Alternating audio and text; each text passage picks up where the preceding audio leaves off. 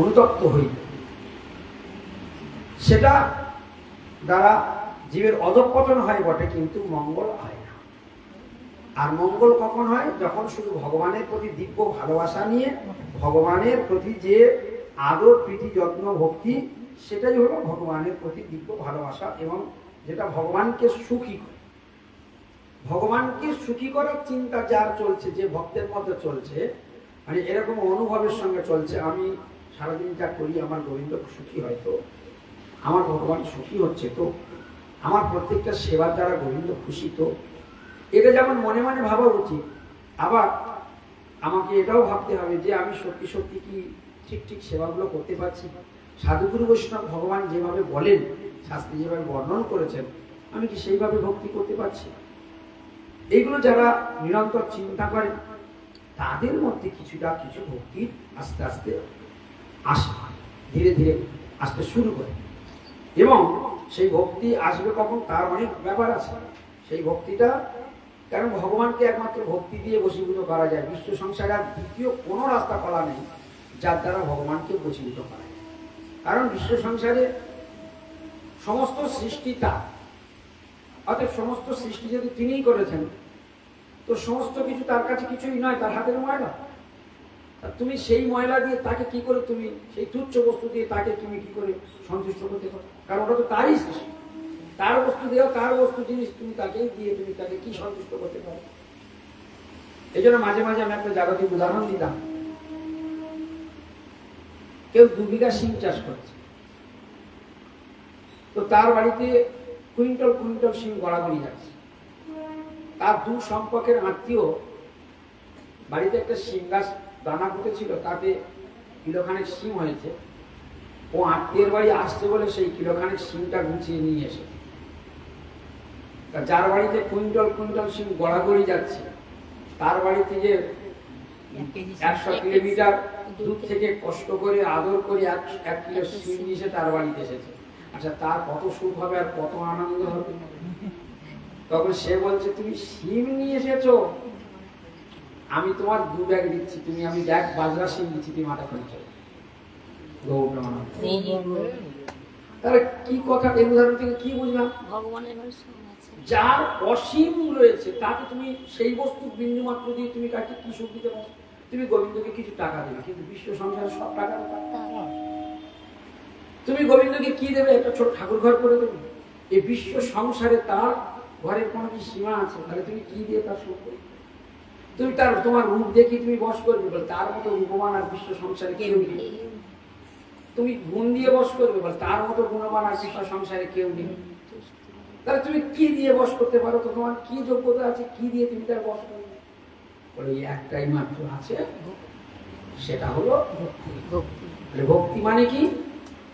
ভক্তি মানে, শুনে রাখো, সোজা কথা শুনে রাখো, এসব কথাগুলো যখন ভাববে জীবন ধন্য হবে। ভক্তি মানে ভালোবাসা। ভক্তি মানে ভালোবাসা। ওই এক জায়গায় গোবিন্দ হেরে আছে, ওই এক জায়গায় হেরে আছে। কি? কেউ যদি তাকে ভালোবাসে, তাহলে তার আর কিচ্ছু লাগবে না, ধন লাগবে না, ঐশ্বর্য লাগবে না, বিদ্যা লাগবে না, বুদ্ধি লাগবে না, সম্পদ লাগবে না, কিচ্ছু লাগবে না, শুধু ওইটুকুর দ্বারা তার বসে। সেই ভক্তির দ্বারা প্রহ্লাদ মহারাজ ভগবানকে পেয়ে, সেই ভক্তির দ্বারা প্রহ্লাদ মহারাজ স্তম্ভের মধ্যে দিয়ে ভগবান সিংহদেবকে আবির্ভূত করেছে।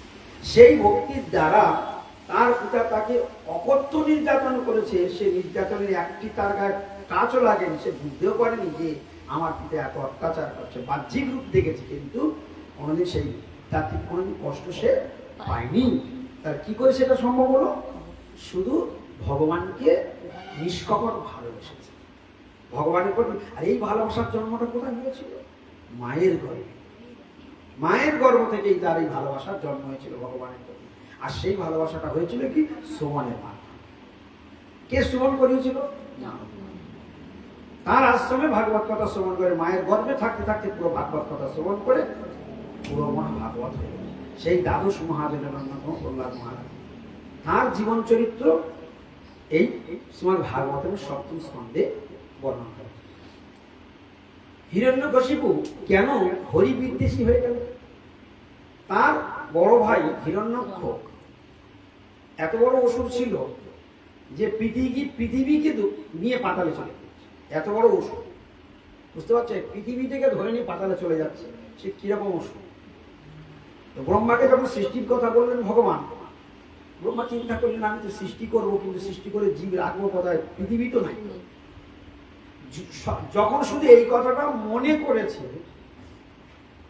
আর ভগবান কতটা সেন্সিটিভ, কত তাড়াতাড়ি ভগবান বুঝতে পারে। আমরা এই সংসারে অনেক সময় যে খুব বেশি বুদ্ধিমান হয়, একটু বেশি বুঝতে পারে, আমরা তাকে বলি হাওয়ার আগে নয়।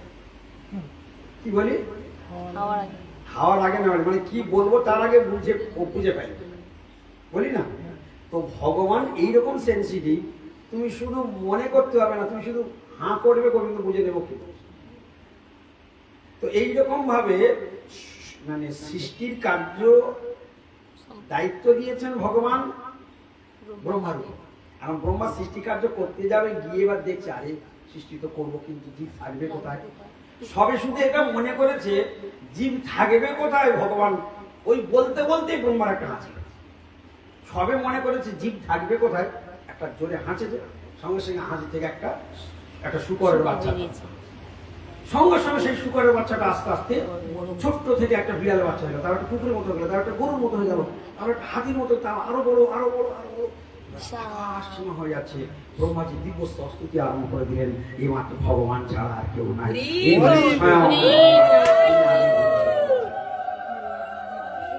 তাহলে বলো দেখি, ভগবানকে বলতে, ভগবান তো জানে, তার অন্তরেই বসে রয়েছে, তাহলে আলাদা করে তাকে বলবার কি দরকার? তিনি তো অন্তর্যামী, তিনি অন্তরের ভাব সব বোঝেন, সঙ্গে সঙ্গে বুঝে সঙ্গে সঙ্গে তার প্রতিকার করে বিশাল গদা নিয়ে সমুদ্রে ঝাঁপ দিলেন এবং হিরণ্যাক্ষকে বধ করে তিনি কি করলেন? হিরণ্যাক্ষকে বধ করে তিনি কি করলেন না, ধরিত্রী দেবীকে বিশাল দাঁতের উপরে চাপিয়ে সেই ধরিত্রী দেবীকে নিচে পাতালের থেকে জলের উপর স্থাপন করে দিলেন। এই যে জলের উপর ধরিত্রীকে স্থাপন করে দিলেন, তারপর ব্রহ্মাজি আবার সৃষ্টি কার্য তিনি আরম্ভ করলেন। এখন সেই তার দাদা হিরণ্যাক্ষকে মারবার প্রতিশোধ নেবার জন্য বলল, হরি আমার ভাইকে মেরেছে, ওই হরি আমার শত্রু, ওকে আমার মারতেই হবে। এই হরির প্রতি বিদ্বেষ, এই বিদ্বেষের জন্ম হয়ে গেল। এইটাই হলো সব থেকে লীলা শুরু। কেন তার এই বিদ্বেষ হলো? স্বার্থে ঘা লাগলে সাংসারিক মানুষ, সংসারের মানুষের একটাই স্বভাব আছে, স্বার্থে ঘা লাগলে তারা সঙ্গে সঙ্গে ছবল মারবে বা তারা তোমার প্রতি বিদ্বেষ ভাব পোষণ করবে। কিন্তু ভগবানের মধ্যে এই স্বভাব কখনো নাই। ভগবান সর্বদাই তিনি এতটাই সুন্দর, তার কোনো বিষয়ে কোনো রাগ নেই, কোনো বিদ্বেষ নেই। আর সাংসারিক মানুষের কি আছে? রাগও আছে, বিদ্বেষও আছে, রাগও আছে, বিদ্বেষও আছে। এই রাগ আর বিদ্বেষ দুটো থাকাকালীন কোনো দিনই কোনো সময়, রাগ আর বিদ্বেষ থাকাকালীন কেউ কোনোদিন আমার ভগবানকে পাবো। তুমি যদি ভগবানকে সত্যি ভালোবাসো, কিন্তু তোমার যদি কারোর প্রতি রাগ থাকে বা বিদ্বেষ থাকে, তাহলে তথাপিও তুমি ভগবান পাবে, ওইখানে আবার থেকে যাবে। কিরকম রাগ আর বিদ্বেষ? কি এই সংসারে কারুকে যদি তুমি খুব ভালোবাসো, খুব আসক্তি করো, তাহলে তুমি আবার থেকে যেতে হবে তোমাকে। আবার যদি তুমি কাউকে এই সংসারে কারোর প্রতি তুমি তাকে নজরে দেখতেও পারো না, তাকে সহ্য করতে পারো না, ও যেন তোমার চোখের বিষ, এরকম যদি তোমার ভিতরে ভাব থাকে, তুমি ভগবানকে এইখানে তুমি আটকা পড়ে তাহলে আসক্তি করলেও থেকে যেতে হবে, আর বিদ্বেষ করলেও তাহলে ভালো ভক্তি করেও ভগবানকে ভালোবাসা দিয়েও ভগবানকে ভালোবেসে তবে এখানে পড়ে থাকতে হবে। ওই কথা বলো না, কথা বলো না। তাহলে ভালোবাসা দ্বারা ভগবানকে লাভ করা যায়, কিন্তু সেটা যেমন ঠিক, আবার এটাও তো ঠিক, তিনি যা যা পছন্দ করেন না সেটা যদি করি, তাহলে কি তিনি খুশি হবে? যাকে লাভ করবো সে যেটা পছন্দ করে সেটাই করলেই তাড়াতাড়ি পাওয়া যাবে, আর যেটা সে পছন্দ করে না সেটা যদি আমি করি, তাহলে তাকে আর পাওয়া যাবে না। ভালোবাসি বটে, কিন্তু পাওয়া যাবে না। এই জিনিসগুলোকে আমাকে একটু বুঝতে হবে। হরিবল। এই জন্য প্রহ্লাদ মহারাজ এমনই ভালোবেসেছিলেন, সর্বগুণে গুণী ছিলেন প্রহ্লাদ মহারাজ। সেই প্রহ্লাদ মহারাজ কি হলেন? না, যখন হিরণ্যকশিপু তপস্যা করে ফিরলেন, ভয়ঙ্কর তপস্যা করবার জন্য বনে চলে গেলেন, কার আরাধনা করলেন? ব্রহ্মার আরাধনা। ব্রহ্মার আরাধনা কেন করলেন? যে ব্রহ্মার আরাধনা করে ব্রহ্মার কাছ থেকে বর নিয়ে, সেই বর নিয়ে হরিকে মানে। অসুরের বুদ্ধিগুলো এইরকম। ব্রহ্মার জন্ম কার থেকে? ভগবানের নামই কমল থেকে। তাহলে ব্রহ্মার বাপের নাম কি? ভগবান। তাহলে বেটার তপস্যা করে বাপের, এগুলো অসুরের বুদ্ধি। কার বুদ্ধি? অসুরের। ব্রহ্মাজি কি করবেন? তপস্যা করেছে, এসে দর্শন দিয়েছে, কি বর্চা বলে অমর বর। অমর বর ব্রহ্মা বলছে, আরে আমি তো নিজেই অমর নয়, আমি কি করে অমর বর দেব? বলছে না, অমর বর দেবে তো দাও, আর না সেখান থেকে চলে। তো ব্রহ্মাজি বলেন, আমি দিতেই পারবো না, থেকে কি করবো? চলে যাবে। চলে গেলেন বটে, কিন্তু সেখানে কি ঘটনা ঘটলো? আবার তপস্যা করলো, আবার এলো, আবার বর চাইলো। ব্রহ্মা বললেন, আমি দিতে পারবো না, তুমি অন্য কিছু নাও, আরো কিছুটা নাও। না, ওই বর। 3 বারের মাথায় শেষ পর্যন্ত হিরণ্যকশিপু অন্য বুদ্ধি ধরলে, আচ্ছা ঠিক আছে, তোমাকে ছলে বলে কলে কৌশলে তোমার অমর বর নিয়ে যায়। যার বারবার যখন ব্রহ্মাজি বলছেন তুমি যে কোনো অন্য কিছু বর, অন্য কিছু বর, অন্য কিছু বর, তখন হিরণ্যকশিপু হঠাৎ অন্তরে ভগবান অন্তর্যামী প্রেরণা দিয়ে দিলেন। হ্যাঁ, বারবারই একই ঘটনা ঘটছে, ভগবান কি না পারে, সবই অন্তর্যামী, তিনি চৈত্যগুরু রূপে বসে রয়েছেন। তিনি প্রেরণা দিলেন হিরণ্যকশিপুর হৃদয়ে, তাহলে ঠিক আছে, তোমাকে এইবারে কৌশলে তোমার কাছ থেকে অমর বর আমি আদায় করবো। তো কি বললেন? বলছে ঠিক আছে, আমি জলে মরবো না, স্থলে মরবো না, বলে তথাস্তু। আমি দিনে মরবো না, রাতে মরবো না, বলে তথাস্তু। আমি অস্ত্রে মরবো না, আমি শস্ত্রে মরবো না, বলে তথাস্তু। বলে আমি মাটিতে মরবো না, অন্তরিক্ষে মরবো না, বলে তথাস্তু। চিন্তা করে কি বাদ গেল? কোনটা ফাঁক রয়ে গেল? হ্যাঁ, তোমার সৃষ্ট কোন জীবের হাতে মরবো না। ব্রহ্মা বলেন তথাস্তু। এইবার অট্ট হাসি, এইবার হিরণ্যকশিপু অট্ট হাসি আসছেন। দেখো, তুমি আমায় দিলে না তো, আমি ছলে বলে কলে কৌশলে তোমার কাছ থেকে অমর বর নিয়ে দিলাম। ব্রহ্মা বিজ করে হাসলেন, আর ব্রহ্মা কেটে গৌর ব্রহ্মা। ব্রহ্মা চলে গেলেন, অন্তর্ধান হয়ে গেলেন। মিস করে হাসলেন কেন? বলে মূর্খের বুদ্ধিগুলো ঠিক নেই। হ্যাঁ, আমরা ব্রহ্মা, শিব, ইন্দ্র আদি দেবতাগণ যাদেরকে ভগবান নাকে দড়ি দিয়ে বলদের মতো ঘোরায়, তার সঙ্গে কোন রকম চালাকি করা যায় না। তোমার সময় হলেই বুঝতে পারবে। গৌর প্রেমানন্দে হরি। যাই হোক, এইভাবে ব্রহ্মাজি তিনি অন্তর্ধানে চলে গেলেন। এদিকে কি হয়েছে? হিরণ্যকশিপু যখন তপস্যা করতে গিয়েছিলেন, তখন কয়াদু গর্ভবতী ছিলেন। কয়াদু যখন গর্ভবতী, তখন ইন্দ্র মনে মনে করছে এক অসুরের জ্বালায় জ্বলছে, আর অসুরের বাচ্চা ফের অসুর, এ যদি বড় হয়ে যায় তাহলে আবার বিপদ নতুন করে হবে, তাহলে একেই ধরে নিয়ে যাই, এর মাকে ধরে নিয়ে যাই, আমার আন্ডারে রেখে দিই, আর যখন ও বড় হবে, ভূমিষ্ঠ হবে, তখনই আমি বাচ্চাটাকে মেরে দেবো, দিয়ে ওর মাকে আবার হিরণ্যকশিপুর কাছে ফেরত দিয়ে দেবো। রাস্তায় নিয়ে যাচ্ছে, রাস্তায় নারদ মুনির সঙ্গে রাস্তায় দেখা হয়ে গেল। নারদ মুনি তখন কি করলেন? বললেন, ইন্দ্র তুমি কি করছো? বলছে আমি একে ধরে নিয়ে যাচ্ছি, এই ব্যাপার। বলে হায় হায়, তুমি স্বর্গের রাজা ইন্দ্র হয়ে এ হেন নিকৃষ্ট আচরণ তোমার। একে তো নাই, তারপর গর্ভবতী, তারপর পরস্ত্রী, তোমার মতো এইরকম যশস্বী ব্যক্তির পক্ষে এইরকম হীন কাজ করা কি উচিত না। এই কথাগুলো যখন বললেন, তখন ইন্দ্র বললেন, এই ব্যাপার, এই জন্য আমি নিয়ে যাচ্ছি। বলছে তুমি কি জানো, এর গর্ভে যিনি রয়েছেন তিনি হলেন মহাভাগবত, মহাবৈষ্ণব, ভগবানের অনেক বড় ভক্ত, একে কেউ মারতেও পারবে না। নারদ মুনির মুখ থেকে বেরিয়ে, আর সাধু যদি কোনোদিন কোনো কথা মুখ থেকে বের করে দেয়, বা সাধুর মুখ থেকে কোনোদিন কথা যদি বের হয়ে যায়, ওটা সত্য করে দেয়। সত্যং বিধাতুম, ভগবান ভক্তের বাণীকে সত্য করে। কারণ নারদ মুনি বলে দিয়েছে যে একে কেউ কোনোদিন মারতেও পারে। এই কথাটুকু বলেছে, তাও যেন প্রহ্লাদের জীবনে বর হিসাবে রাখা। কত চেষ্টা তার পিতা করলো, তাকে মারতে পারলো? মারতে পারে। রাখে হরি, মারে হরি, রাখে। এইরকম প্রহ্লাদ মহারাজ যখন ইন্দ্রদেব জানতে পারলেন যে এখানে ভক্ত আছে, আমার অসুর নয়, আমার ভক্ত, ভয়ের কোনো কারণ নেই, ইন্দ্রদেব তিনি ভক্ত হিসাবে তাকে প্রদক্ষিণ করে আবার প্রণাম করে ক্ষমা চেয়ে তিনি চলে গেলেন স্বর্গে। কয়াদি বললেন, আপনি যখন আমার এরকম অবস্থা থেকে রক্ষা করলেন, তাহলে আপনি কৃপা করে আমার এই কৃপা করুন, আমার স্বামী যতদিন না ফিরে আসে আমি আপনার আশ্রমের থেকে ভাগবত কথা শুনতে চাই, নিরাপদে থাকতে চাই, আর এই বর আপনি প্রদান করুন, আমার স্বামী যতদিন না ফিরে আসে আমি যেন ভূমিষ্ঠ, আমার সন্তান যেন ভূমিষ্ঠ না হয়, প্রসব না হয়। এই বলে দুটো বর নারদ মুনির কাছ থেকে নিয়ে নিলেন। সেই মতো প্রহ্লাদ মহারাজ প্রত্যেক দিন মায়ের গর্ভে বসে বসে নারদ মুনির কাছ থেকে, মহাভাগবতের কাছ থেকে ভাগবত শুনতে শুনতে পুরো ভাগবত প্রহ্লাদ মহারাজের মাতৃগর্ভেই শেখা হয়। মহাভাগবত। এই জন্য আমাদের মায়েদের গর্ভে সন্তান থাকাকালীন এই জন্য যারা ভক্তিমান মা হয়, যাদের ভক্তিমতী হয়, যে সমস্ত মায়েরা, তাদের সন্তান সত্যি সত্যি মানে ভক্ত হবেই হবে, এতে কোনো সন্দেহ নেই, 99%। কারণ শাস্ত্র কখনো মিথ্যা হয় না, ভগবানের কথা কখনো মিথ্যা হয় না। শাস্ত্র, ভগবান, সাধু, তুলসী, গঙ্গা, ভাগবত, এগুলো সব অপ্রাকৃত বস্তু, নিত্য সত্য বস্তু। এখানে কোনোদিন অসত্য বা মিথ্যার কোনো চান্সই নেই। সেই জন্য ভগবান সত্য, ভগবানের কথা সত্য। এখন প্রহ্লাদ মহারাজ ফিরলেন কখন, বা কয়াদি কখন ফিরলেন?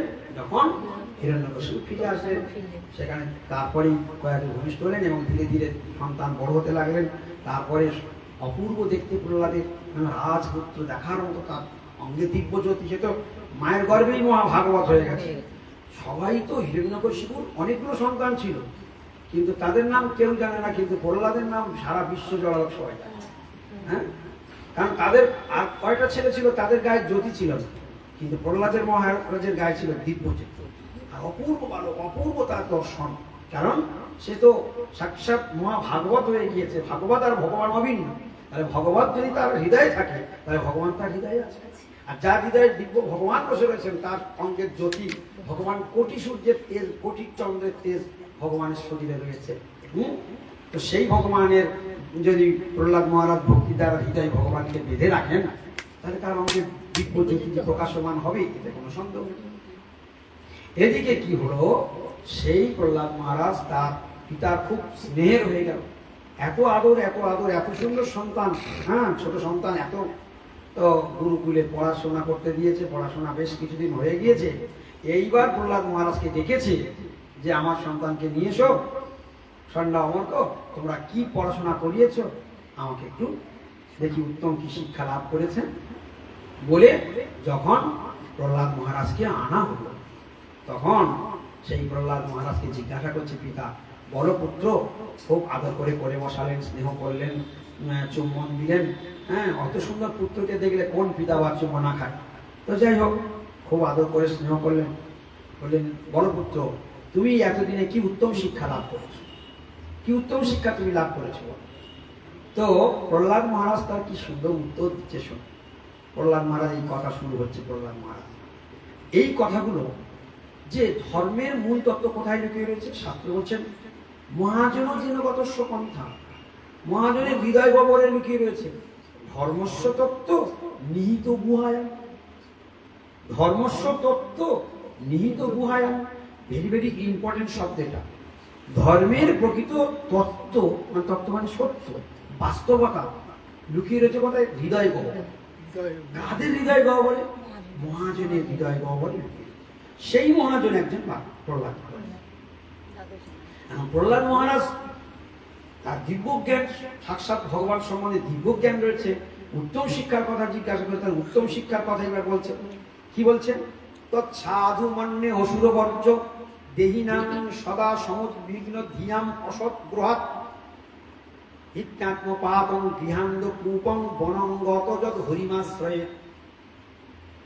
প্রহ্লাদ মহারাজ এই উত্তরটা দিলেন। কি উত্তম শিক্ষা লাভ করেছ, তার এই কথা উত্তর দিলেন। বলছেন তৎসাধু মন্যে অসুর বর্জ্য। তৎসাধু মন্যে, এই শব্দগুলো শুনবে, এই শব্দগুলো সব কৃষ্ণ। এই যে শব্দগুলো উচ্চারণ হচ্ছে, এই শব্দগুলো সব কৃষ্ণ। কেন? ভাগবত যদি কৃষ্ণ হয়, আর ভাগবতের শ্লোকগুলো, অক্ষরগুলি, শব্দগুলি তাহলে কি কৃষ্ণ। এই শব্দগুলো তোমরা কানে শুনবে, বুঝতে পারো বা না পারো। তৎসাধু মন্যে অসুর বর্জ্য, পিতা প্রশ্ন করেছিল কি কি উত্তম শিক্ষা লাভ করেছো সেটাই বলো। প্রশ্নটা এটা মনে রাখবে। প্রহ্লাদ, তুমি গুরু গিয়ে এই কদিন কি উত্তম শিক্ষা লাভ করেছো সেটাই বলো। সেই উত্তম শিক্ষার কথা বলতে গিয়ে সবার প্রথম এই কথাটাই প্রহ্লাদ মহারাজ পিতাকে উত্তর দিলেন, তৎ সাধু মানে, তৎ মানে সেটা কি, সাধু মানে শ্রেষ্ঠ, মনে মানে মনে, অর্থাৎ সেটাকেই আমি উত্তম শিক্ষা মনে করি। অসুর বর্জ্য, অসুর বর্জ্য মানে কি, ওর পিতা হচ্ছে অসুর, প্রহ্লাদ মহারাজের পিতা কি অসুর, আর বর্জ্য মানে হচ্ছে শ্রেষ্ঠ। পিতা বললেন না, বললেন না হে অসুর শ্রেষ্ঠ, কি বলে সম্বোধন করলেন, অসুর বর্জ্য। কি বললো, হে অসুর শ্রেষ্ঠ, তৎ সাধু মন্যে, সেটাকেই আমি শ্রেষ্ঠ বা উত্তম শিক্ষা বলে মনে করি। কি উত্তম শিক্ষা বলছে, দেহিনাং সদা সমুদ্বিগ্ন ধিয়াম। দেহিনাং সদা সমুদ্বিগ্ন ধিয়াম মানে হচ্ছে যারা আমরা দেহধারী মানব, সর্বদাই আমরা উদ্বিগ্ন চিত্ত। সংসারে এত টেনশন, এত চাপ, এত কাজের চাপ, এত বিপদাপদ, এত ঝামেলা, দায় দরকার, ছেলের জ্বালা, মেয়ের জ্বালা, স্বামীর জ্বালা, সংসারের জ্বালা, রোগের জ্বালা, পারিপার্শ্বিক জ্বালা, রাজনৈতিক জ্বালা, অর্থনৈতিক জ্বালা, মানসিক জ্বালা, জ্বালার কোনো শেষ নেই সংসারে।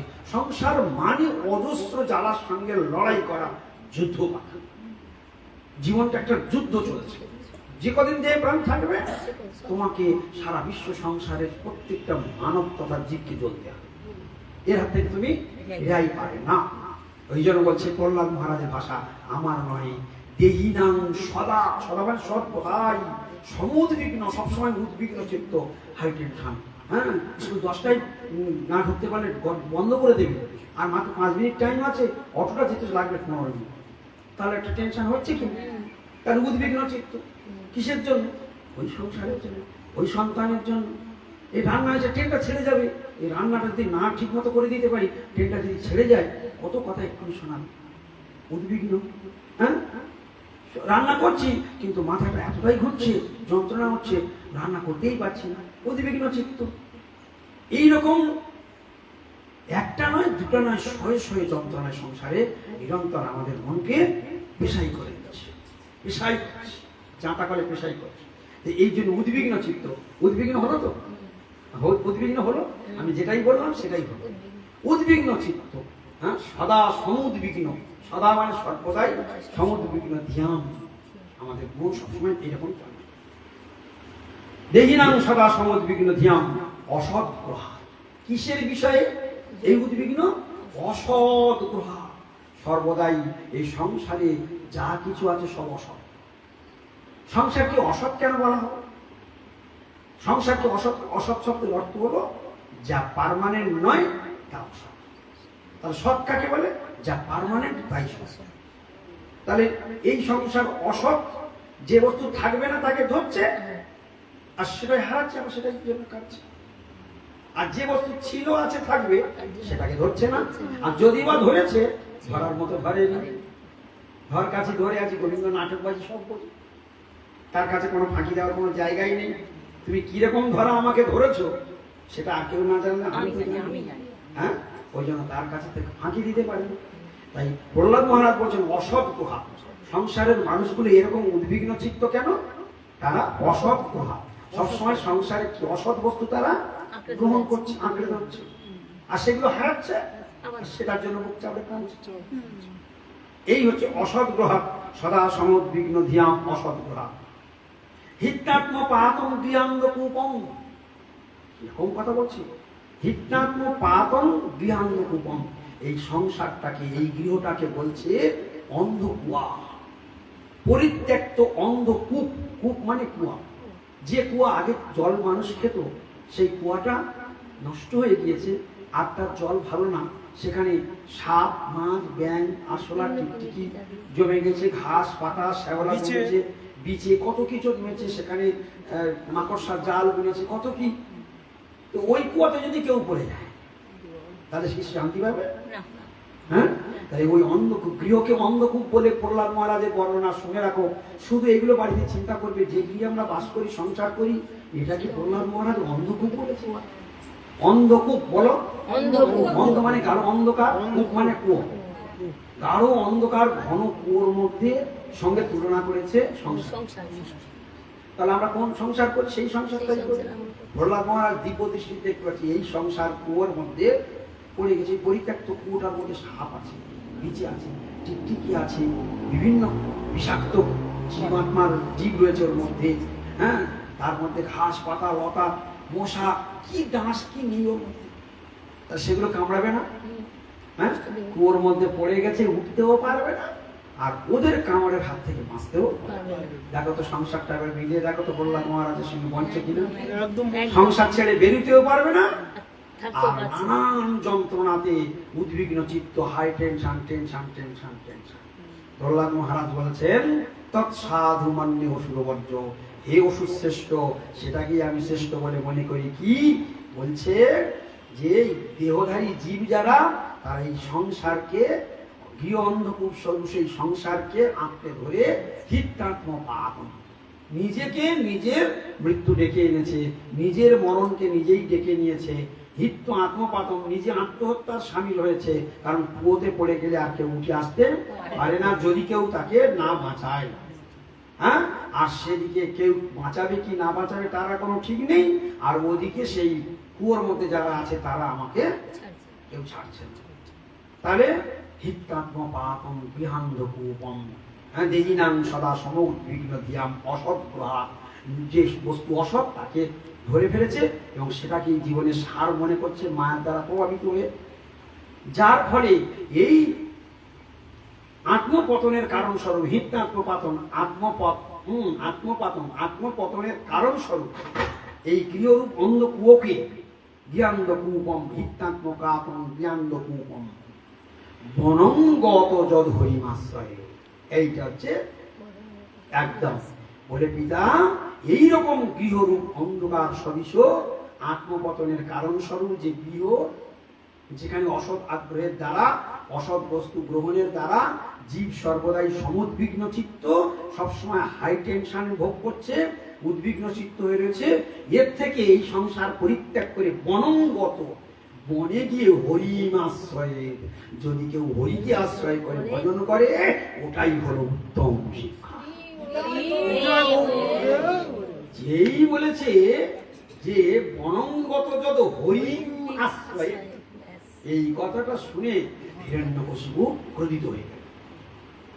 যে হরি আমার শত্রু, আর আমার বাচ্চা সেই হরিকে আশ্রয় করে ভজন করার উপদেশ দিয়ে আমাকে বলতো ওটাই শ্রেষ্ঠ উত্তম শিক্ষা।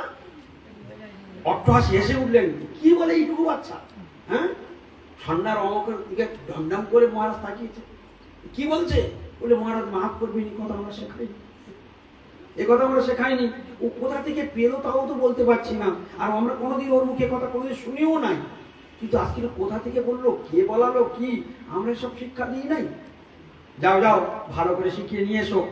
হ্যাঁ, এর পরের বারে যেন উত্তম শিক্ষাটাই দিয়ে নিয়ে আসবে, সব থেকে শ্রেষ্ঠ শিক্ষা দিয়ে নিয়ে আসবে। প্রহ্লাদকে আদর করে পাঠিয়ে দিলেন, যাও, এরকম হরি আমার শত্রু, হরির নাম নেবে না মুখে, ভালো করে তেল পড়া জল পড়া দিয়ে বুঝিয়ে দিয়ে, হরি আমার শত্রু, হরির নাম নেবে না, যাও ভালো করে শিক্ষা দিয়েছো, সন্ধ্যা আমাকে তো বলে দিই, কৃষ্ণ করে পাঠিয়ে দিই। বেশ কিছুদিন হয়েছে, এইবার ফের প্রহ্লাদ মহারাজকে ডেকে পাঠিয়েছে, দেখো দেখো দেখি কি উত্তম শিক্ষা লাভ করেছে। এইবার প্রহ্লাদ মহারাজ এসেছে, একেবারে পিতাকে প্রণাম করেছে, আদর করে কোলে বসিয়েছে, বড় পুত্র কি উত্তম শিক্ষা তুমি লাভ। এইবার প্রহ্লাদ মহারাজ সেই একই প্রশ্ন, বলো তুমি কি উত্তম শিক্ষা লাভ করেছো? তো বৈষ্ণব তো উত্তমই বলবে। হ্যাঁ, তো কি বলছে পিতা? উত্তম শিক্ষা হলো এই, শ্রবণং কীর্তনং বিষ্ণু স্মরণং পাদ সেবনম অর্চনং বন্দনং দাস্য সক্ষ আত্মনিবেদনম ইতি পুংসার পিতা ভুক্তিশ্চেত নবলক্ষণা প্রিয়তে ভগবতী অধ্যাত্মন্মন্যে অদিত উত্তমম। হ্যাঁ, বললেন কি? ইতি পুংসার পিতা বিষ্ণু ভক্তিশ্চেত নবলক্ষণা ক্রিয়তে ভগবতী অধ্যাত্মন্মন্যে অদিত উত্তমম। এটাকেই আমি উত্তম শিক্ষা বলে মনে করি। সেটা কি না? শ্রবণ কীর্তন স্মরণ অর্চন বন্দন দাস্য সক্ষ আত্ম নিবেদন, এই নববিধা ভক্তি যাজন করে হরির আরাধনা করাটাই আমি উত্তম শিক্ষা বলে মনে করি। যেই না এই কথা বলেছে, সঙ্গে সঙ্গে হিরণ্যকশিপু ক্রোধে গর্জন করতে করতে কোল থেকে এরকম আছাড় মেরে দূরে ছুঁড়ে ফেলে দিয়েছে। আছাড় মেরে দূরে ছুঁড়ে ফেলে দিয়েছে। বলছে মার মার মার মার মারি আমার শত্রু, হরি আমার শত্রু রূপে, আমার পুত্র রূপে আমার ঘরে ঢুকে পড়েছে, একেই আমার মৃত্যুর কারণ হয়ে দাঁড়াবে। আগে মার মার মার মার। সমচি নম্বর বান্ন তাদেরকে সব ডাকছে ওষুধ। শত শত সুর নিয়ে এসে তারা ওই বাচ্চার উপরে ঝাঁপিয়ে পড়েছে প্রহ্লাদের উপরে। শত শত সুর তারা বিদ্ধ করছে, কিন্তু প্রহ্লাদের কোনো হাত পাচ্ছে না। সে হরিস্মরণে আছে। কাকে স্মরণ করছে? হরিস্মরণ করছে। এই হলো ভক্তির ক্রাইটেরিয়া। হরিস্মরণ করছি। ঠিক যেমন 22 বাজারে হরিদাসকে বেত্রাঘাত করেছে জগনগণ। 22 বাজারে একটা চাবুকের দাগ তার পিঠে নেই, সব ভগবান সহ্য করছে। এইরকম প্রহ্লাদের যত অত্যাচার করছে, প্রহ্লাদের কোনো কিছুই ওই শুলবিদ্যের কোনো আঘাত তার গায়ে লাগছে না। সে হরিস্মরণ করছে। এই হলো কি করে হরি রক্ষা করে। আমরা শরণাগত হতে পারি না, তাই আমরা তার উপর ভরসা রাখতে পারি। যারা শরণাগত হয়েছে তাদেরকে ভগবান দেখিয়ে দিয়েছে, আমি সত্যম বিধাতুম, আমার বাণী সত্য, আমার ভক্তের বাণীও সত্য। আমি যা কথা বলি ওটাই আমি। ভগবান আর ভগবানের কথা কখনো আলাদা নয়। ভগবান যেটা বলেছেন শাস্ত্রে ওটাই ভগবান। তাই এরপরে একের পর এক অত্যাচার, ভয়ঙ্কর অত্যাচার আরম্ভ হয়ে গেল। অত্যাচার কোনোদিন বন্ধ হচ্ছে না। এই করতে করতে করতে করতে এক সময় হিরণ্যকশিপু খুব ভেঙে পড়লেন যে একে কি করে মারবো। স্বয়ং মৃত্যু কাল রূপে আমার পুত্র রূপে তো আমার ঘরে এসে প্রবেশ করেছে, একে কি করে মারা যায়। বেশ এরকম অত্যাচারিত হয়ে অনেক কিছু করার পরে এইবারে ষণ্ডার অমর্ক বললেন, চিন্তার কোনো কারণ নেই, এত ভয় ভীত আপনি হবেন না। এক কাজ করুন, আমার পিতা শুক্রাচার্য যখন ফিরবে তখন তিনি বুঝিয়ে সুঝিয়ে এই প্রহ্লাদকে ঠিক করে দেবে। এখন আপাতত বাচ্চা ছেলে তো, কেউ কিছু বুঝিয়ে দিয়েছে, আর যার ফলে ওর মাথা থেকে যাচ্ছে না। আর চঞ্চল স্বভাবের বাচ্চারা অনেক কথা বলে, হয়তো বড় হয়ে গেলে ও ঠিক হয়ে যাবে। এ নিয়ে আপনি টেনশন করবেন না। আর এটা নিয়ে আপনার মতো এইরকম ত্রিভুবন বিজয়ী রাজার ভেঙে পড়া উচিত নয়, লোকে কাপুরুষ বলবে। হ্যাঁ, আবার সাঙ্গপাঙ্গরা তারা এমন সান্ত্বনা দিয়ে উৎসাহ দিয়ে দিয়েছে, বলে আচ্ছা ঠিক আছে, যাও ভালো করে বুঝিয়ে শুয়ে পড়াও, বলে ফের পড়াতে নিয়ে গিয়েছে। এবারে কয়েকদিন পরে মাথা ঠান্ডা করে এবার প্রহ্লাদকে ফের ডেকেছে। প্রহ্লাদকে ফের ডেকেছে, আচ্ছা প্রহ্লাদ, আচ্ছা তোমার এই তুমি যে হরি হরি করছো, এই হরিতে তোমার মতিটা কি করো? কে তোমার মাথায় বুদ্ধিটা দিল? এটা বলছি ঠান্ডা মাথায় জিজ্ঞাসা। হ্যাঁ, ভালোবেসে জিজ্ঞাসা। তখন প্রহ্লাদ মহারাজ উত্তর দিচ্ছে, মতির্ন কৃষ্ণে পরত শতবা মৃত বিপদ্যেত গৃহব্রতানাম অদান্ত গভীর বিশতাং কামিশ্রম পুনঃ পুনঃ চর্বিত চরবণানাম। প্রহ্লাদ মহারাজ তার পিতা ঠান্ডা মাথায় জিজ্ঞাসা করেছে, যে সঙ্গে যুদ্ধে আর পেরে উঠছি না, তাদের থেকে জিজ্ঞাসা করি কোথা থেকে সব শিখলো, কে শেখালো, আর কি এর মাথায় বুদ্ধি দিল। অনেক সময় বাবা মারা তার সন্তানকে জিজ্ঞেস করে না, কার কাছে গেছি, এই কথা কে তো শিখিয়েছে বল, এই কথাটা বলি কে তো শিখেছে রে। তো এইরকম ভাবে ঠান্ডা মাথায় জিজ্ঞাসা করেছে প্রহ্লাদ মহারাজ। ঠান্ডা মাথার লোক, ঠান্ডা মাথায় উত্তর দিচ্ছে। কি উত্তর দিল? প্রশ্নটা যেন মনে থাকে। কি প্রশ্ন করেছে? এই হরিতে মতি কে শেখালো? হ্যাঁ, তো হরিতে কে মতি করালো, কে তোকে শেখালো? ঠিক করে বল প্রহ্লাদ, কোথা থেকে শিখবি তুই এই কথা? কে তোকে শিখিয়েছে? হ্যাঁ, কে তো এই মতিটা করালো? তার উত্তর দিচ্ছে, মতির ন কৃষ্ণে পরত শতবা মৃত বিপদ্যে তো গৃহব্রতানাম অদান্ত গভীর বিশতাং কামিশ্রম পুনঃ পুনঃ চর্বিত চর্বণানাম। বলছে কি, মতির ন কৃষ্ণে পরত শতবা, মতির ন কৃষ্ণে, কৃষ্ণে মতি হয় না, এরকম বলছে। ওই যে বলছে কে তোকে মতি করালো, তো তার উত্তর হচ্ছে মতির ন কৃষ্ণে, কৃষ্ণে মতি হয় না, পরত শতবা, কেউ বোঝালেও হরিতে মতি হবে না, আর নিজের থেকেও হবে না। কত চেষ্টা করছে, হ্যাঁ, একজন আর টুপি পরানোর জন্য পাচ্ছেই না। হরে কৃষ্ণ, মতির ন কৃষ্ণে পরত শতবা, নিজে থেকেও হবে না, আর কেউ বোঝালেও হবে না। মতির ন কৃষ্ণে পরত শতবা মৃত বিপদ্যে তো গৃহব্রতাম। যদি উভয় দিক থেকে মৃত মানে উভয় দিক থেকে যদি চেষ্টা করা যায়, কেউ বোঝাচ্ছে আর নিজের ভিতর থেকে যদি একটু সাড়া আসছে, এর উভয় দিক থেকে যদি বোঝানো যায়, তবুও তার কৃষ্ণমতি হবে না। মৃত অতি পদ্মে তো গৃহব্রতানাম। কেন হবে না? তার মূল কারণ তারা গৃহটাকে ব্রত করে দিয়েছে। গৃহব্রতানাম, এই সংসারে মানুষকে গৃহকে ব্রত করে দিয়েছে। এই সংসারে হাজার যন্ত্রণা পাবে, হাজার কষ্ট পাবে, স্বামী থেকে কষ্ট পাবে, সন্তান থেকে কষ্ট পাবে, দেশ দশ আত্মীয় স্বজন থেকে কষ্ট পাবে, সব কষ্ট পাবে, কিন্তু সংসার ছেড়ে যাবে না, কারণ ওটাকে ব্রত করে নিয়েছে। একাদশীর দিনে যদি তোমাদেরকে অন্ন খেতে বলে, কে কে খাবে বলো? তোমার ব্রত ভাঙতে চাইবে না? যদি বলে 10,000 টাকা দিচ্ছে, আজ অন্নটা খা, সামনে বার একাদশী করবে, এখন হবে না। তাহলে একাদশীর দিনে অন্ন খেতে দিলেও, টাকা দিলেও তোমরা খাবে না। এই কারণে তোমরা ব্রতটাকে বুঝে ফেলেছো, কারণ ওই ব্রত তোমরা ভাঙতে চাইবে না। আমরা গৃহটাকে ব্রত করে নিয়েছি, আমরা ওই গৃহটাকে শত কিছুর বিনিময়ে হারাতে চাই না। প্রহ্লাদ মহারাজ বলে দিলেন, এই জন্য যারা গৃহকে ব্রত করে নিয়েছে, ওরা জীবনে কোনোদিন বোঝালেও হরিভজন করবে না, ওদের মতি হবে না, আর নিজের থেকেও হরিতে মতি হবে না। এটুকু বলে আবার কি বলছেন? অদান্ত গভীর বিষদাঙ্কামিশ্রম।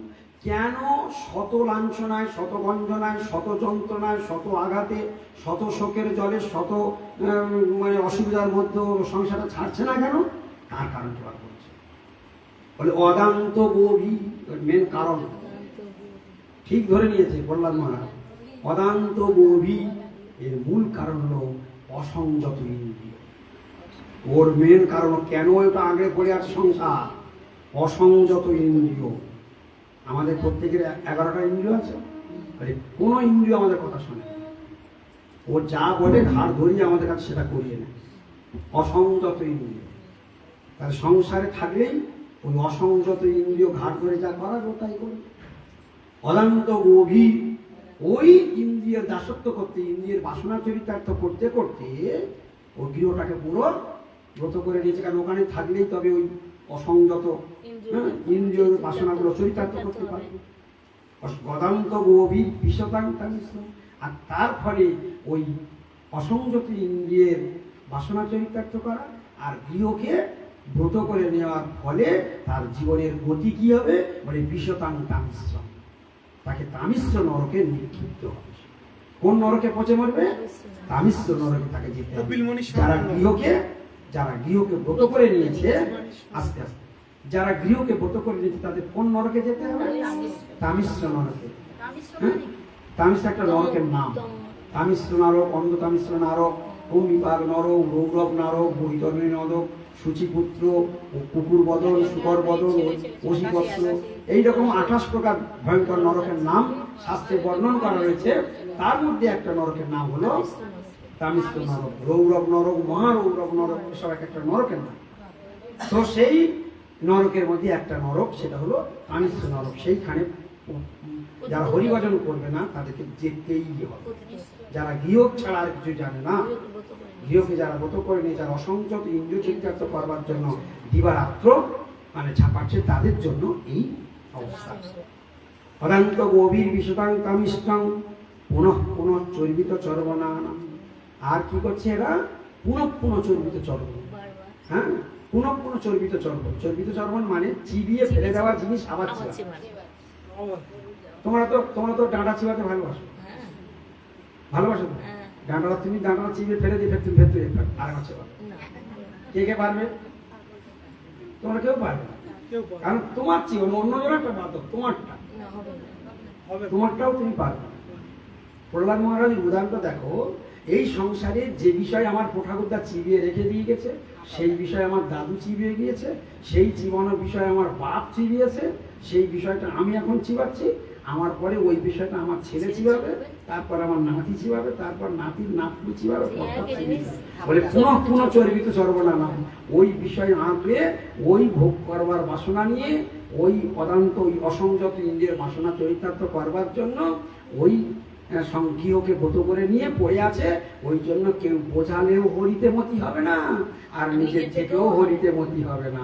বাপের উত্তর দিয়ে তোর হরি থেকে মতি করালো, তার জন্য এতগুলো উত্তর দিয়ে দিল। বোঝা গেল? তাহলে হরিতে মতি কেউ পড়াতেও পারে না। যাদের সংসার ব্রত নিয়ে নিয়েছে তাদের আর হরিতে মতি হবে না। এইসব কথা বলার পরে আরো প্রহ্লাদ মহারাজ বললেন যে তাহলে হিরণ্যকশিপু জিজ্ঞাসা করছে, তাহলে তোর হরিতে কে মতি করানো? বা তুই যে হরি হরি করিস তাতে তোর কি স্বার্থ আছে? হরি হরি তোর কি স্বার্থ আছে? তুই হরির পিছনে দৌড়াচ্ছিস, মানুষ তো প্রত্যেকে স্বার্থের জন্য দৌড়ায়। তখন প্রহ্লাদ মহারাজ তার উত্তর দিচ্ছে, নতে বিদু স্বার্থ গতিং হি বিষ্ণু দুরাশয়জ বৈরাট্যমানি ন অন্ধা যথান্বয়ুপীয়মানাত্মীয় বিশতান্তাম বুদাম নিবাধ্যা। বলছে কি স্বার্থ আছে হরির পিছনে তুই দৌড়াস? তোর হরি তোর কি স্বার্থ প্রদান করতে পারে? তখন তার উত্তর দিচ্ছে, নতে বিদু স্বার্থ গতিং হি বিষ্ণু। নতে বিদু মানে ন মানে না, তে মানে তারা, বিদু মানে জান, তারা জানে না। নতে বিদু, তারা জানে না। স্বার্থ গতি হি বিষ্ণু, আমরা নিজের স্বার্থ চরিতার্থ করবার জন্যই তো আমি স্ত্রীকে ধরে রেখেছি, আমি স্বার্থ চরিতার্থ করবার জন্য তো স্বামীকে ধরে রেখেছি, আমার মনোবাসনা পূর্ণ করবার জন্য তো আমি পুত্রকে ধরে রেখেছি, আমার মনোবাসনা পূর্ণ করবার জন্য তো আমি বিষয়টাকে ধরেছি, টাকাকে ধরেছি, বাড়িকে ধরেছি, জমিকে ধরেছি, আমার ভালো লাগার জন্য, আমার ইন্দ্রিয় তোষণ করবার জন্যই তো আমি তাদেরকে ধরে রেখেছি, আমার স্বার্থে ধরে রেখেছি। তোমার টাকা যদি কেউ নিয়ে তোমার স্বার্থে ঘা লাগবে না? তোমার স্বামীকে যদি কেউ কিছু বলে তোমার স্বার্থে ঘা লাগবে না? তোমার স্বামীকে যদি কেউ মারে তোমার স্বার্থে ঘা লাগবে না? তো তুমি যেগুলোকে স্বার্থ বলে মনে করছো, যেটাকে তুমি একবার নিজের আপন বলে মনে করছো, তার উপরে যদি কেউ বিন্দুমাত্র টর্চারিং বা হস্তক্ষেপ করে, সেটা তোমার স্বার্থে ঘা লাগবে। সে সংসারের যে কোনো জিনিস হোক, এতগুলোর পিছনে আমাদের স্বার্থ লুকিয়ে রয়েছে। আর আমরা সংসারে যত ভালোবাসা আছে, এই সব ভালোবাসার পিছনে শুধু স্বার্থের গন্ধ। স্বার্থ আছে বলে ভালোবাসা ঠিকই আছে, এখানে কোনো ভালোবাসা নেই। অরিজিনাল ভালোবাসা ওটা নয়। অরিজিনাল ভালোবাসা সেই প্রহ্লাদ মহারাজ কৃষ্ণকে যেটা দিয়েছে, ওইটা হচ্ছে অরিজিনাল ভালোবাসা। হ্যাঁ, তো এই প্রহ্লাদ মহারাজের যে ভালোবাসা, শুদ্ধ ভক্তদের যে ভালোবাসা, সে ভালোবাসার মধ্যে বিন্দুমাত্র খাদ নেই। এই জন্য আমাদের সংসারে যে ভালোবাসা আছে, প্রত্যেকটার মধ্যে স্বার্থ লুকিয়ে রয়েছে। প্রহ্লাদ মহারাজ সেটাকে ধরেছে, নতে বিদু স্বার্থগতি নিহি বিষ্ণু। এরা এই সংসারের মূর্খ লোকগুলো জানে না প্রকৃত আমাদের জীবনের প্রকৃত স্বার্থ হলো বিষ্ণু। তুমি স্বামীকে ধরেছ তোমার ইন্দ্রিয় চরিতার্থ করার জন্য, তোর স্বামীটা একদিন হারাবে, তখন তোমার কাঁদতে হবে। তুমি স্ত্রীকে ধরেছ, স্ত্রীটা একদিন হারাবে, তোমার কাঁদতে হবে। কিন্তু তুমি যদি সৎ বস্তুকে ধরতে, ভগবানকে ধরতে, তাহলে স্বার্থ গতি হি বিষ্ণু, হি মানে অবশ্যই, বিষ্ণু মানে ভগবান। তাহলে একমাত্র আমাদের স্বার্থ হলো ভগবান শ্রী বিষ্ণু। আর বাদ বাকি বিষ্ণু ছাড়া, কৃষ্ণ ছাড়া সংসারে যাকে তুমি ধরবে স্বার্থের জন্য, সব কটাই তোমার বিপদের কারণ। নতে বিদু স্বার্থ গতি বিষ্ণু। তাহলে প্রকৃত স্বার্থ কারা চরিতার্থ করতে পারবে? স্বার্থ সেই দিনই রক্ষা হবে। আজকে দেখো, স্বার্থের জন্য সবকে ধরেছি, গোবিন্দকে ছেড়েছি, স্বার্থের জন্য সকলকে ধরেছি। গোবিন্দ বলছে, আমাকে ছেড়েছ, এক ঝরা শূন্য নিয়ে পড়ে আছো। এক ঝরা শূন্য মানে কত টাকা? এক ঝরা শূন্য মানে কত টাকা? তো বলে আমাকে বাদ দিয়ে যতগুলোকে ধরেছো সবগুলাই শূন্য। তাহলে তুমি তোমার জীবনটা কি হলো? পুরো ছিল শূন্য। তাহলে নতে বিদু স্বার্থগতি। এরা স্বার্থ কারে বলে জানে?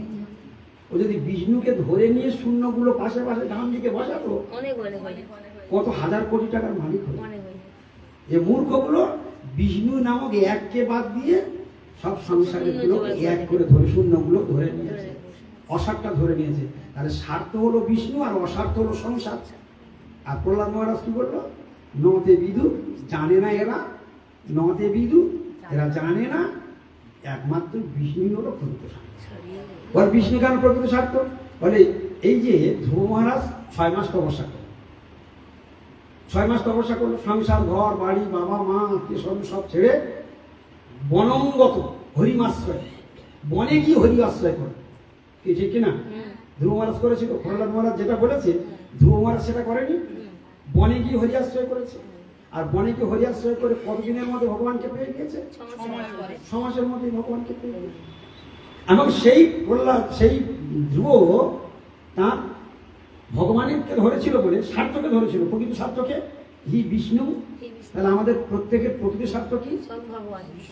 স্বয়ং ভগবান। ভগবানকে যে ধরবে তার স্বার্থ রক্ষা হলো, আর যে ভগবানকে বাদ দিয়ে অন্য কিছু ধরবে তার স্বার্থে হানি হলো, তার স্বার্থ থাকবেই না, ওটা ওটা হচ্ছে অস্বার্থ। তো ধ্রুব মহারাজ ধরে নিলেন বিষ্ণুকে, বনঙ্গত যোগ হরিমাস, যে বনে গিয়ে সংসারকে পরিত্যাগ করে যে বনে গিয়ে হরি আশ্রয় করে, সেটা হলো উত্তম শিক্ষা। আর ধ্রুব তাই করলো, 6 মাসের মধ্যে ভগবানকে পেয়ে গেল, ভগবানকে দর্শনও পেল, 36,000 বছর রাজত্ব করার ইচ্ছা ছিল সেটাও করলো, আর নিজের জন্য বোনাস পয়েন্ট একটা ধ্রুবলোক গোবিন্দ দিয়ে দিল, বোনাস দিয়ে দিল। আচ্ছা, ধ্রুব কি হারালো? কি হারালো ধ্রুব? অনেক বেশি পেয়ে গেল। কিন্তু ও যদি হরিকে আশ্রয় না করতো, 6 মাস ভজন না করতো, অনন্ত কোটি কাল ওই সংসারে জন্মাতার মতো। আর হরিকে ধরে স্বার্থটাকে রক্ষা করে। তাহলে প্রহ্লাদ মহারাজের ভাষার সঙ্গে আমার ধ্রুব মহারাজের জীবনে মিল নেই? হ্যাঁ, তাহলে স্বার্থগতি একমাত্র কে? ভগবান। তা যে ভগবানকে নিয়ে সংসার করে সে হলো বুদ্ধিমান, আর যে ভগবানকে বাদ দিয়ে সংসার করে সে হলো নির্বোধ, সে মূর্খ। তাই এইখানে পরিষ্কার করে দিল, নতে বিদু স্বার্থগতি বিষ্ণু দুরাশয়ে যে বহিরর্থ মানিন, সে হলো মূর্খ যে দুরাশার কবলে পড়ে, নিজের কামনা বাসনা চরিতার্থ দুরাশয়া, এই সাংসারিক বিষয়কে যে সংসার বিষয়কে যে ধরবার জন্য যার মনে প্রবল আশা, এই অবাস্তব বস্তুকে ধরবার জন্য তার যার মনে আশা, তারটাইকে বলা হয় দুরাশা। দুরাশয়া, এই দুরাশার দ্বারা বশবর্তী হয়ে, দুরাশার বশবর্তী হয়ে দুরাশয়া যে বহিরর্থ মানিন, বহিরর্থ, অন্তরর্থ হরি আর বহিরর্থ সংসারের সব পুরাণ। বহিরর্থ মানিন অর্থাৎ জাগতিক বস্তুকে বহু মানন করে এবং সেটাকে বহু মূল্যবান বলে মনে করে, বহিরর্থ মানিন। তাদের কি বলে? অন্ধা যথান্ধ উপরীয় মান। এক অন্ধ যেমন আর এক অন্ধকে পথ দেখালে, প্রথম অন্ধ যদি গাড্ডায় পড়ে দ্বিতীয় অন্ধ সেই গাড্ডায় পড়ে, প্রথম অন্ধ যদি কুয়ায় পড়ে দ্বিতীয় অন্ধ সেই কুয়ায় পড়ে। প্রহ্লাদ মহারাজ বলছেন অন্ধা যথান্ধই উপগীয়মান। প্রথম অন্ধের এক অন্ধের হাত যদি আর এক অন্ধ ধরে, প্রথম অন্ধের যে গতি হয় দ্বিতীয় অন্ধের সেই গতি। অন্ধা যথান্ধই উপগীয়মান এই অভিশতান্তাম উরুদাম নিবাদ্যাম। এই সংসারের ভয়ঙ্কর রজ্জুতে এমনভাবে বন্দিয়ে পড়ে রয়েছে যে এরা সেটা বুঝতেও পারে না, কোনটা প্রকৃত স্বার্থ, কোনটা অস্বার্থ, কোনটা কি, এটা বুঝতে পারে না। স্বার্থের কথা, যেই স্বার্থের কথা বলেছে স্বার্থের কথা শুনিয়ে দিল। এবার এইটা বলেই বলছে, নৈ সাংমতি তাবৎ উরুক্রমামি স্পৃশতি অনর্থ অপগম যদর্থ মহিষাং পাদরজ অভিষেকং নিষ্কিঞ্চনানাং নবৃণীত যাবৎ। প্রহ্লাদ মহারাজ তার পিতাকে বলছেন, পিতা হরি নৈ সাংমতি তাবৎ উরুক্রমাঙ্গি, ভগবানের ওই দুটি ডানাচরণে কোনোদিন কারোর মতি হবে না। নৈ সাংমতি, নৈ সাংমতি, কোনোদিন ওই হরি রাঙা পদ্মে মতি হবে না। নৈ সাংমতি তাবৎ, ততদিন পর্যন্ত মতি হবে না। উরুক্রমাঙ্গি, উরুক্রমাঙ্গি, উরুক্রমাঙ্গি মানে বলছো উরুক্রমাঙ্গি, অত সোজা না। উরুক্রম ভগবানের আর এক নাম হল উরুক্রম, আর অঙ্ঘ্রি মানে দুটি রাঙা চরণ। উরুক্রম ভগবানের আর এক নাম, আর অঙ্ঘ্রি মানে দুটি রাঙা চরণ। তাহলে উরুক্রম অঙ্ঘ্রি অর্থাৎ ভগবানের দুটি রাঙা চরণে নৈ সাংমতি, মতি হবে না তাবৎ, ততদিন পর্যন্ত। নৈ সাংমতি তাবৎ উরুক্রমাঙ্গি স্পৃশতি অনর্থ অপগম যদর্থ মহিষাং পাদরজ অভিষেক। যতদিন না পর্যন্ত নিষ্কিঞ্চন মহাভাগবত, নিষ্কিঞ্চন মহান বৈষ্ণব, মহান্ত বৈষ্ণবের চরণের ধুলি যতদিন না মস্তকে উঠবে, ততদিন ওই গোবিন্দের রাঙা চরণে তার মতি হবে না। নৈ সাংমতি তাবৎ উরুক্রমাঙ্গি স্পৃশতি অনর্থ অপগম যদর্থ। এই কথা প্রহ্লাদ মহারাজ বললেন। আরো অনেক কথা রয়েছে। এইভাবে প্রহ্লাদ মহারাজের পরবর্তীকালে প্রহ্লাদ মহারাজের অনেক কথা তিনি শুনলেন, এবং পরবর্তীকালে একদিন সন্ন্যারমক তারা পাঠশালা মানে কোনো এক কার্যান্তরে বাইরে গিয়েছে, প্রহ্লাদকে দায়িত্ব দিয়ে গেছে, প্রহ্লাদ তুমি এই 2 দিন আমরা আসবো না, তুমি পাঠশালাকে দেখাশোনা করো। প্রহ্লাদ এখন বলেন ঠিক আছে, সুবর্ণ সুযোগ, এই তো সুবর্ণ সুযোগ, হ্যাঁ যেই চলে গিয়েছে আর ছেলেদের ডেকে বলছে শোন শোন শোন শোন শোন, আজকে আমরা ভালো করে একটা খেলা করবো, গুরু তো নাই, আজকে মজার খেলা খেলবো। বলে কি খেলা হবে? বলে কীর্তন খেলা। বলে সে আবার জীবনে নাম শুনেনি। বলে আজকে তো শোনাবো, আজকে তোদের খেলাবো, আজকে তোদের দেখাবো। বলে তাহলে কি করে করতে হবে? বলে আমি গাইবো তোরা সেটাই গাইবি, আমি হাত তালি দেবো তোরা হাত তালি দেবো, আমি নাচবো আর তোরা নাচবো। ব্যাস, দেখ কিরকম আনন্দ হয়, আজকে কীর্তন খেলা খেলবো।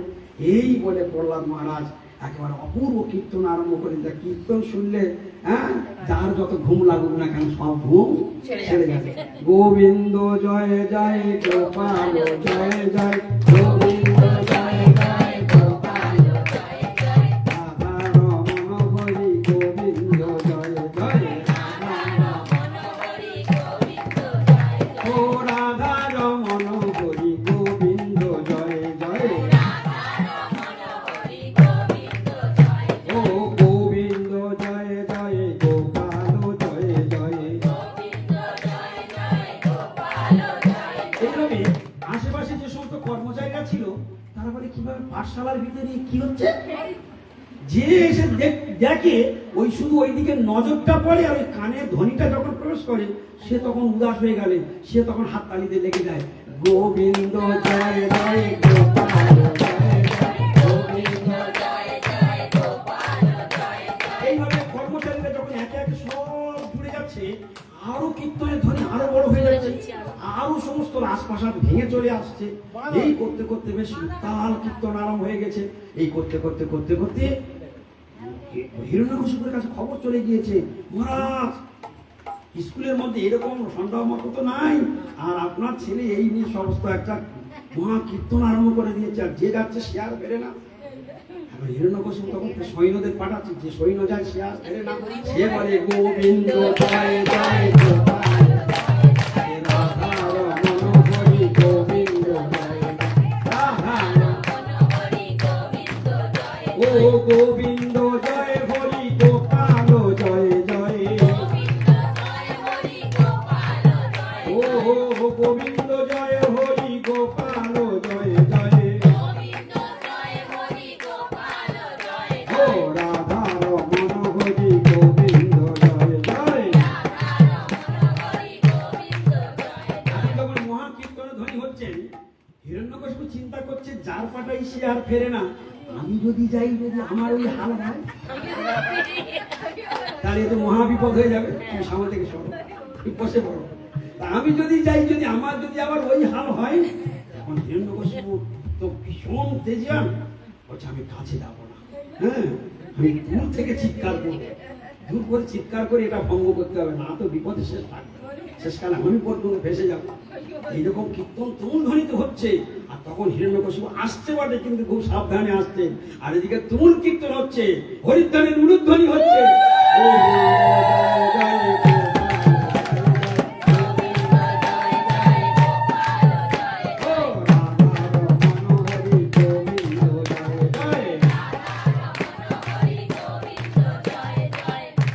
এইরকম যখন হচ্ছে সঙ্গে সঙ্গে হিরণ্যকশিপু চিৎকার করে বন্ধ করো। এই হিরণ্যকশিপুর আওয়াজ কানে গেছে, যত সৈন্য ছিল সব জেলার মধ্যে চারিদিকে দৌড় মেরেছে। এবারে আমাদের জীবন বোধ চলে যাবে, গর্দান চলে যাবে, হায় হায় হায় বলে এইবার ছুটে গিয়ে তখন বন্ধ হয়ে গেছে, দৌড়ে গিয়ে একদম স্কুলের মধ্যে ঢুকে প্রহ্লাদের মহারাজের হাতটা ধরে ইট করে টানতে টানতে টানতে টানতে নিয়ে চলে যাচ্ছে রাজপ্রাসাদে। হ্যাঁ হায় তোর কার বলে তুই এত বলিয়ান, আমি আজকে তোকে দেখে নিতে চাই, কার বলে তুই বলিয়ান। এবারে রাজপ্রাসাদ নিয়ে গিয়ে বল তুই কার বলে এত বলিয়ান। বলে প্রহ্লাদ মহারাজ শান্ত। এই জন্য সাধারণ মানুষ হচ্ছে উদ্বিগ্ন চিত্ত, আর ভক্ত হচ্ছে অনুদ্বিগ্ন চিত্ত, শান্ত। হ্যাঁ কৃষ্ণ ভক্ত নিষ্কাম, অতএব শান্ত। বলি ঢুকে গেল। কৃষ্ণ ভক্ত নিষ্কাম, অতএব শান্ত।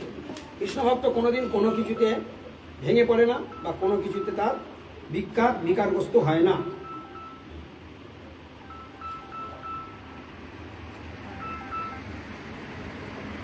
কৃষ্ণ ভক্ত কোনোদিন কোনো কিছুতে বিকারগ্রস্ত হয় না। এইবার প্রহ্লাদ মহারাজকে ধরে এসে বলছে বল বল তুই কার বলে এত বলিয়া। তখন প্রহ্লাদ মহারাজ ঠান্ডা মাথায় উত্তর দিচ্ছে, আপনি যার বলে বলিয়ান আমি তার বলে। তা তোর তোর তোর হরি যদি এত বললাম, তাহলে তোর হরি লুকিয়ে বেড়ায় কেন? হ্যাঁ, কোথায় তোর হরি যদি এত তার বল, তা তোর হরি লুকিয়ে বেড়ায় কেন? বলে কই আমার হরি তো লুকিয়ে বেড়ায় না, আমি তো সর্বত্র দেখতে পাচ্ছি। হ্যাঁ, আমি তো আপনার ভিতরে দেখতে পাচ্ছি আমার হরিকে, আমার হরি তো আপনার ভিতরে বসে আছে, আমার ভিতরে বসে আছে। এ আকাশ বাতাস গাছপালা পশু পাখি কীট পতঙ্গ প্রত্যেক এই অন্ধের অন্ধে আমার হরি রয়েছে। বলছি স্তম্ভের মধ্যে তোর হরি আছে? বলছে হ্যাঁ, স্তম্ভের মধ্যে আমার হরি আছে। যেই না বলেছে সঙ্গে সঙ্গে মুষ্টাঘাত করেছে, সঙ্গে সঙ্গে পৃথিবী দুফালা হয়ে গর্জন করে ভয়ঙ্কর ভগবান নৃসিংহদেব আবির্ভূত হয়ে গেলেন। জয় জয় ভক্তবৎসল ভগবান নৃসিংহদেব কি, জয় জয় ভক্তবৎসল ভগবান নৃসিংহদেব কি, জয় জয় ভক্তবৎসল ভগবান নৃসিংহদেব কি, প্রহ্লাদ মহারাজ কি। তব কর কমল বরেণ কমদ্ভূত সিংহ, দলিত হিরণ্য কশিপুত নৃঙ্গম, কেশবধৃত নরহরি রূপ, কেশবধৃত নরহরি রূপ, ও কেশবধৃত নরহরি রূপ, কেশবধৃত নরহরি রূপ। জয় জগদীশ হরি, জয় জগদীশ হরি, কেশবধৃত নরহরি রূপ, কেশবধৃত নরহরি রূপ। জয় জগদীশ হরি, জয় জগদীশ হরি, জয় জগদীশ হরি, কেশবধৃত নরহরি রূপ, জয় জগদীশ হরি,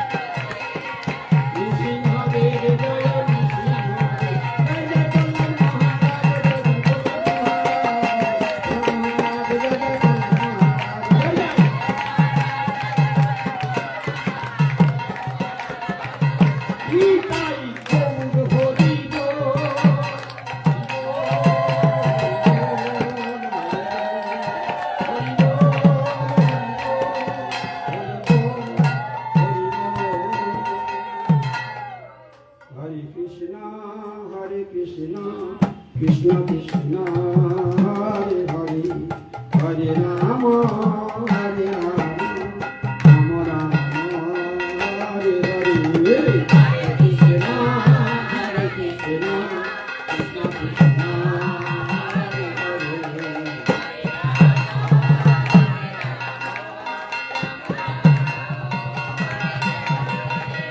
হরে কৃষ্ণ হরে কৃষ্ণ, কৃষ্ণ কৃষ্ণ হরে হরে, হরে রাম হরে রাম, রাম রাম হরে হরে, কৃষ্ণ কৃষ্ণ হরে হরে, হরে রাম হরে রাম, রাম রাম হরে